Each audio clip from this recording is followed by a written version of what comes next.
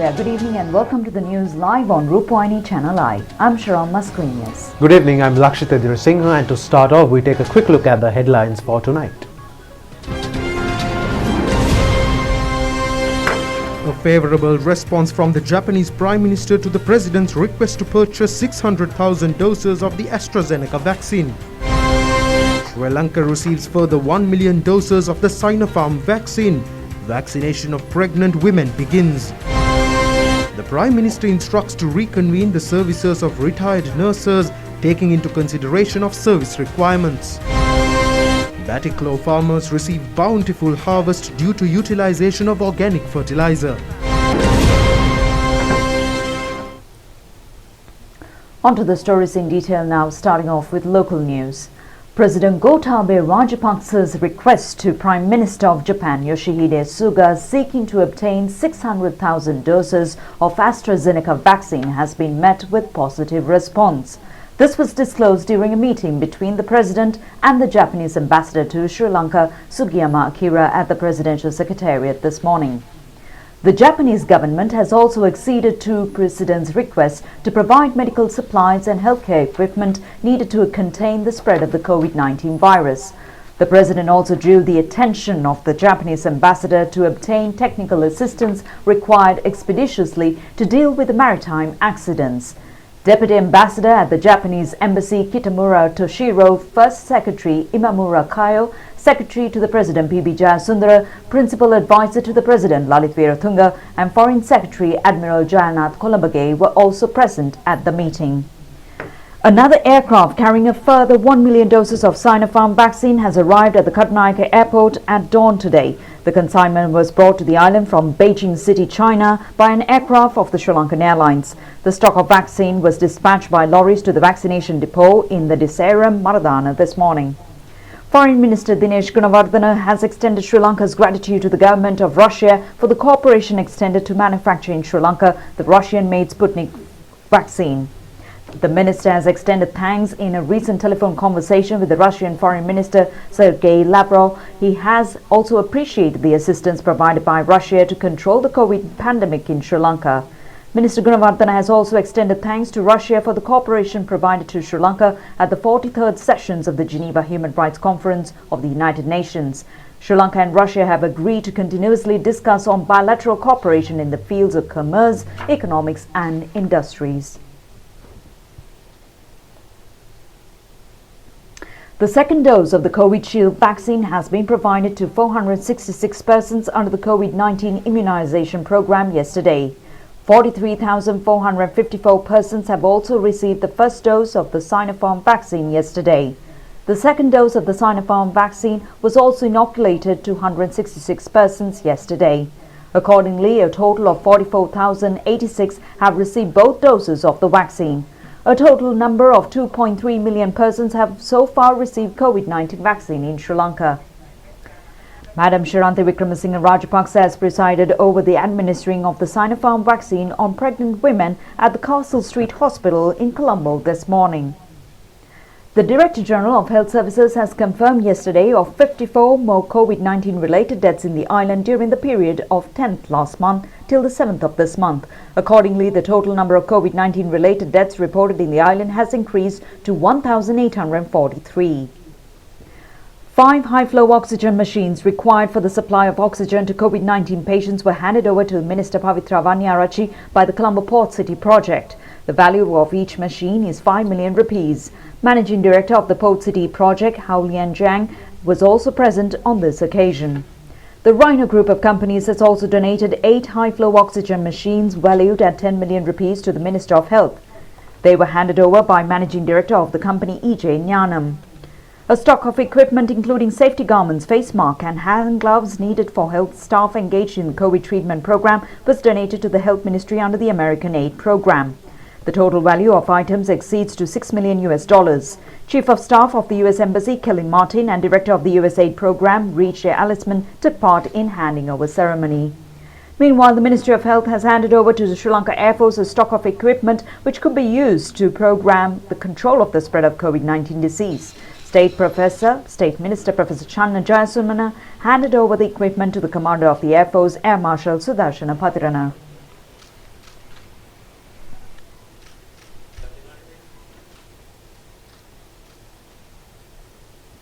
The police have taken into custody 1,034 persons who have violated health guidelines in the past 24 hours that ended at 6 a.m. today. So far, 26,920 persons have been arrested on charges of breaching protective health measures. Prime Minister Mahinda Rajapaksa has instructed Health Minister Pavitra Vanyarachi to recruit retired nurses once again into service on a contract basis. This was disclosed at a discussion at the Temple Trees today. The meeting has been conducted according to a request of Chief Sanganayaka of the Western Province and President of the Public Services United Nurses Union, Venerable Muruthettuwe Anandathera. The objective was to resolve problems in the nurses' service. Around 34,000 nurses are currently engaged in services throughout the island. Attention has been focused at the talks on short and long-term solutions and proposals on the problems faced by these health professionals. Venerable Muruthettuwe Anandathera has expressed opinion pertaining to increasing of payments and facilities being provided to nurses. The Venerable Thera has also pointed out on the instances of deploying untrained nurses for services in the intensive care units of the Kotalavala Defence University and also at the Neville Fernando Hospital. Minister of Health Pavitra Vanyarachi has pointed out that a shortage of nurses has been created as a result of recruiting only 2,000 nurses for training in an year. The Prime Minister has instructed to add to the training period of untrained nurses the duration of their current training in the intensive care units. In addition, the Prime Minister has ordered to introduce short-term training programs on the intensive care units as well. Secretary to the Ministry of Health, Specialist Physician Dr. S.H. Munasinghe, expressing opinion in this connection, said that short-term training have already been provided in intensive care units to around 840 nurses. He further said that such training will be conducted speedily to a further batch of nearly 1,000 nurses. The Prime Minister, upon instructing the Health Minister on the reutilization of services of retired nurses on contract basis, has also inquired on the current situation pertaining to the extension of the service period of nurses. The Secretary to the Ministry of Health said that the Cabinet memorandum to increase the retirement age of nurses to 63 years has already been presented to the Cabinet of Ministers for approval. The Prime Minister also said that all staff engaged in the health service are providing an exceptional service amidst the COVID pandemic. He has also inquired the Health Ministry Secretary on the progress of the vaccination program.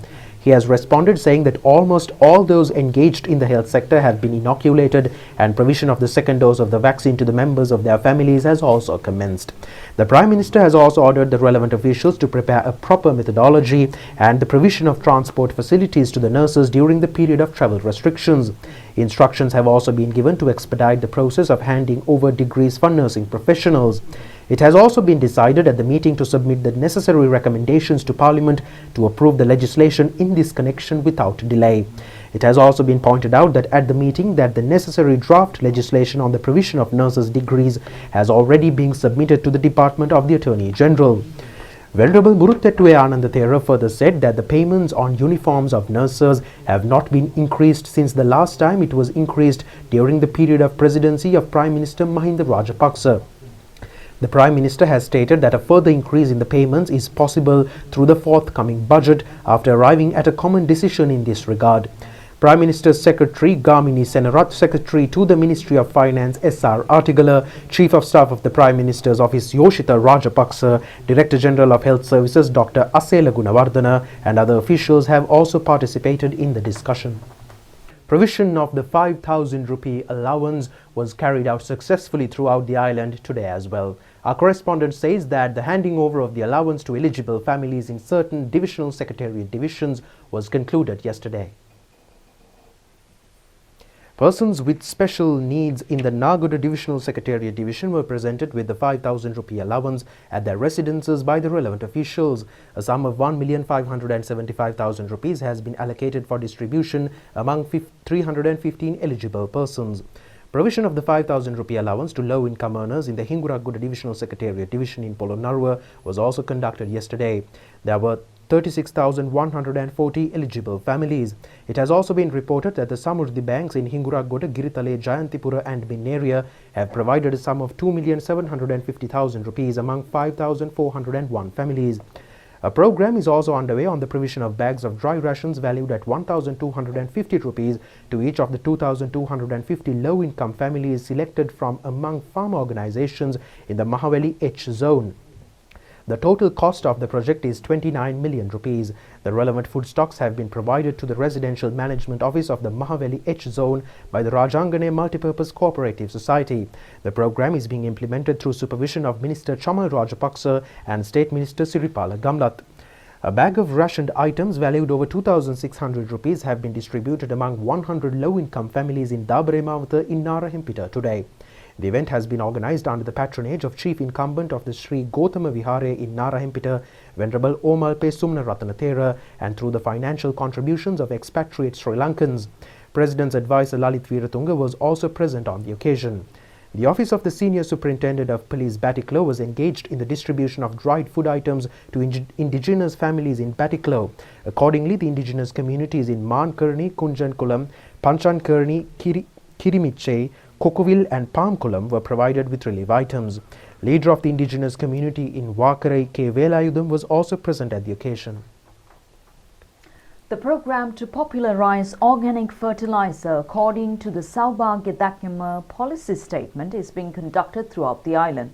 The national television crew have witnessed how farmers as well as small and medium-scale entrepreneurs were engaged in the manufacturing of organic fertilizer and organic pesticides and weedicides in many parts of the country.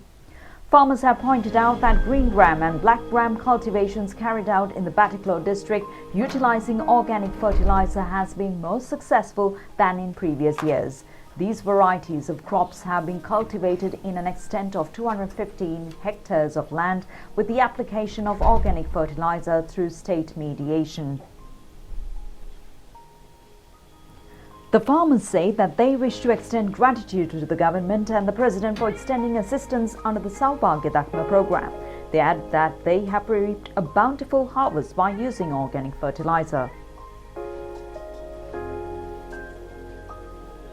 A new liquid fertilizer and a substance have been introduced in parallel to the organic fertilizer concept of the government as an alternative to the usage of chemical fertilizer. These items introduced by the Hela Suvair Foundation are being used by farmers in 35 farmer organizations in Minipay. Farmers in many parts of the island were seen using organic fertilizer in numerous cultivations of crops. Such an incident was reported from Hindogama in Anuradhapura as well. The farmers in the area said that they have used organic fertilizer in the cultivations of Tumbakaravila and Kochi chilies. Farmers GT Amarajiva says that a higher output could be accumulated in organic fertilizer-based cultivations if more local crop varieties are being used than hybrid varieties.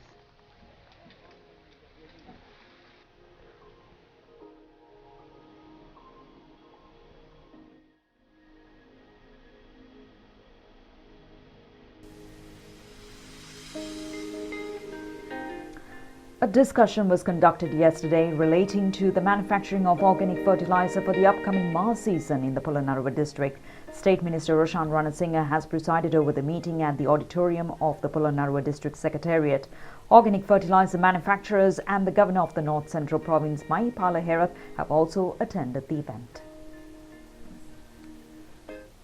It has been reiterated at a dialogue of the intellectuals on the need to enlighten the general public on the concept of green economy. The meeting has taken place at the Government Information Department today. Parliamentarian Dr. Charita Herath said that there is a substantially large group in the country today who consider agriculture as a commercial enterprise. He added that we are faced with broad challenges on the need to elevate the local agricultural industry to the level of organic fertilizer subsistence. Therefore, the parliamentarian has pointed out that we must be prepared to find clear answers to these problems. Minister Susil Premajayantha says that the government is preparing a program to commence the implementation of a new learning strategy for school children at homes. The program hopes to create a close contact between children and the teachers. The minister further says that the new method is to be introduced as a result of the dispute on whether the children could be effectively taught through the existing online teaching methods. He made these remarks at a media briefing at the Sri Lanka Podujana Peramuna today. Minister Susil Premajayantha said that the National Education Institute has so far produced 6,000 Guru Gedara programs. 5,200 programs out of this number have been implemented since March of last year on grades 3 to 13. Only 22% of the student population have the opportunity to receive internet facilities via the Eye and the Netra channels of the national television. The national television has the coverage of 90%. The minister has pointed out that there is a tremendous challenge in conveying the educational programs through online system or via television. It is questionable on the ability of the students, especially in grade 1 and 2, to grasp the contents of the programs.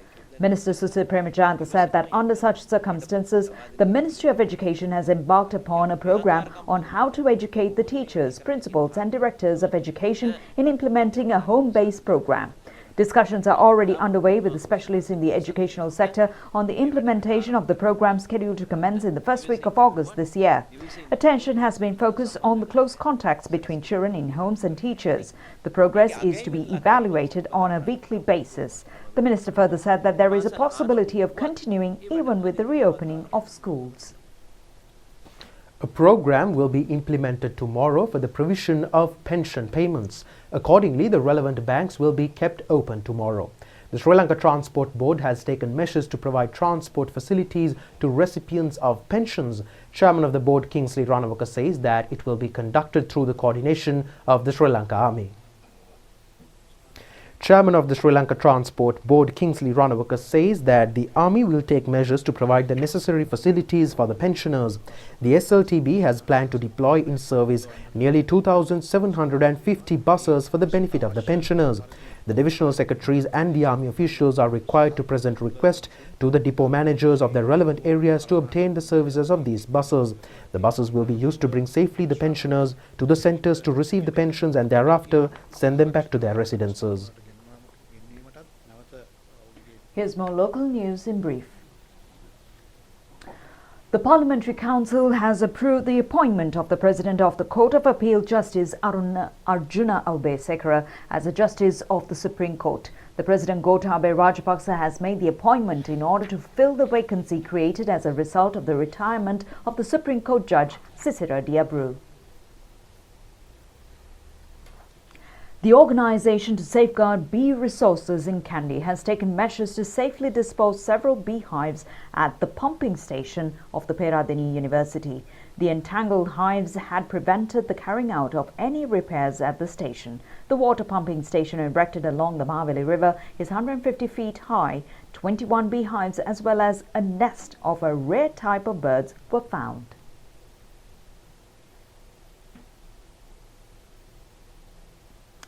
The Sri Lanka Army has taken measures to provide cooked food and dry rations to the residents in Biagama and Malwana displaced as a result of the inclement weather condition. The program took place at the Anand Junior School at Yabaralua under the direction of the Army Commander General Shavindra Silva today.